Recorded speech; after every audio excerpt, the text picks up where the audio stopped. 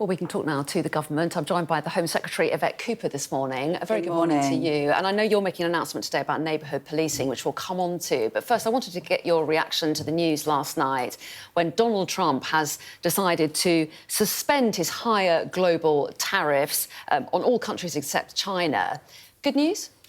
Well, we've made clear throughout we don't want to see a trade war and don't think that's in anyone's interests.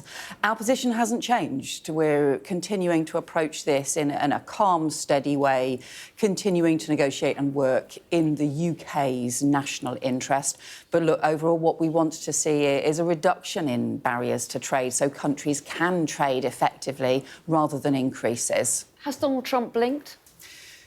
Well, our approach is to say we don't want to see the trade barriers anywhere. But why do you think he's made this move? Do you think he's blinked? Look, I can't comment on the decisions that the US government is making, and what we're doing is acting in the UK's national interest. That's what you would expect to support our economic growth, to support UK businesses, UK industry, and to work with UK industry, but to make sure that we've got the stability here in the UK, which encourages businesses to invest here. That's what's in the interests of working people. So all countries, aside from China, have had their tariffs brought down to 10%, the same level as the UK. Are you disappointed that Donald Trump didn't lower our tariffs or scrap them altogether? We talk about having a special relationship with the US, but does that count for anything when we're all on the same level now? Well, look, we're seeing changes all the time. We are seeing quite a lot of global instability, and we're seeing that on the economy. We're actually also seeing it on security, on defence issues as well. But I think that just comes back to the approach that we've taken as the plan for change the Prime Minister's set out, maintaining that stability in the face of the different turbulence. We're not keeping a running commentary on different trade negotiations, on the different approaches that other governments are taking. What we're doing is just being really steady about this. We've made clear our principles and our approach. We want to see the reduction of trade barriers, and we want to negotiate good arrangements that's in the UK interest. And yet some say we could have been tougher. Look at the EU, it announced retaliation, and yet it's now on the same tariff level as us. I think there's a lot of people wanting lots of running commentary. There's a lot of people wanting change every single day. I think we're taking the right approach to this. Take it steady, be pragmatic, be serious, but most of all, we will act in the UK's national interest, and we will keep making sure that our stability here in the UK means that we can attract that new investment in. We saw the business investment announcements yesterday in Bedfordshire, supporting huge numbers of new jobs. We'll keep doing that because that's what's in the interest of powering our economy and getting the growth that we need. Donald Trump says that he's got 70-odd countries knocking at his door trying to do a trade deal. How confident are you that we're at the front of that queue? Well, we're not keeping a running commentary on the trade discussions that we're having. Those are being led by our Trade Secretary, Jonathan Reynolds. He's also working on trade agreements and improving trade relationships in other parts of the world as well.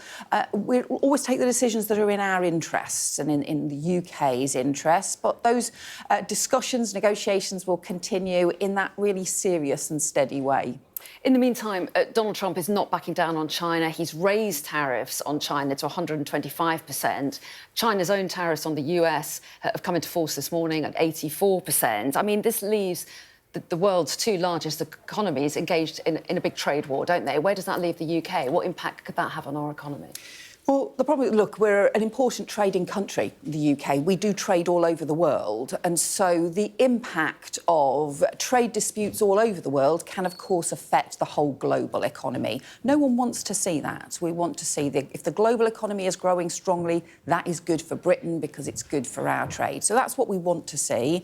That's why our argument is we want to improve trade across the world, and we'll continue to make that argument.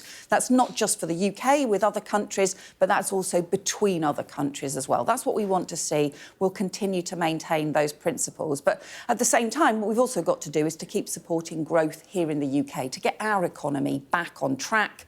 That means having the economic stability in the UK. It means backing a proper industrial policy, which we haven't had for too many years.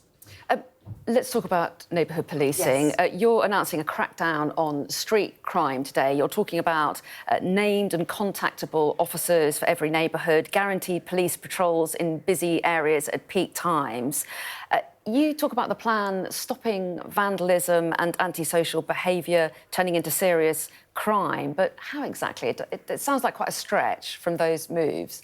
Well, neighbourhood policing has been decimated across the country in recent years. We've seen, over the last 10 years, more than 10,000 neighbourhood police go. That is really damaging in communities. Lots of areas you just don't see the police on the beat anymore. So our plan is to restore neighbourhood policing, that community police, the bobby on the beat. We're setting out the first step, the increase in neighbourhood policing. Later today, the Prime Minister will do that.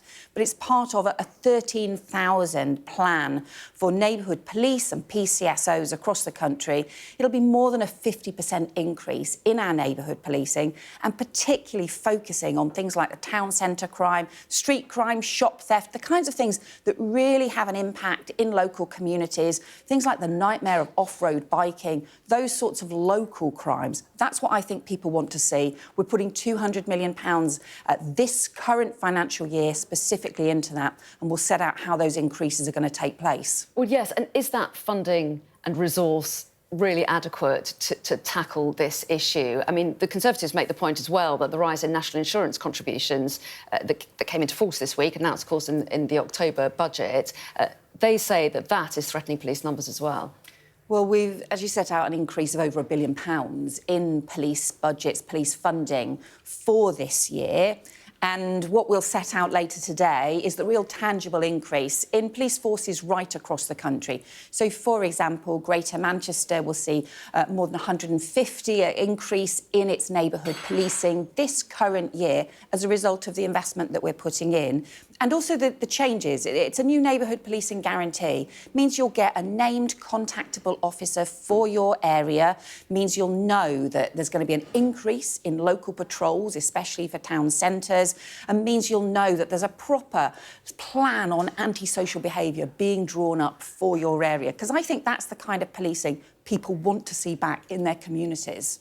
Meanwhile, we're reporting today, we're being told that ministers want to send 9,500 fewer people to prison in the next few years, and the sentencing review, which is currently underway, due to be released next month, is under pressure to deliver recommendations to that effect. But the police are worried about the kind of reforms that might be coming down the line. Fewer people in prison mean that there are more who are being punished outside of prison in our communities, and they're worried about the pressure that puts on police forces. Do you understand those concerns? Well, we inherited a complete prison crisis from the Conservative government. They failed to build the prison places that we need. We are increasing prison buildings, so we will be increasing prison places. That means more places in order to be able to send criminals to prison, because it's really important that criminals face the serious punishment that they need.